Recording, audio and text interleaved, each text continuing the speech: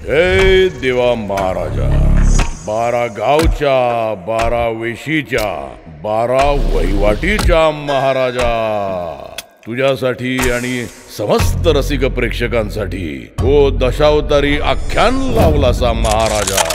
सगळे पार्टी रंगून तयार असत. आता या खेळाक रंग चढू पयो महाराजा. खेळ तुका निर्विघ्नपणे पार पाडूचो असा महाराजा.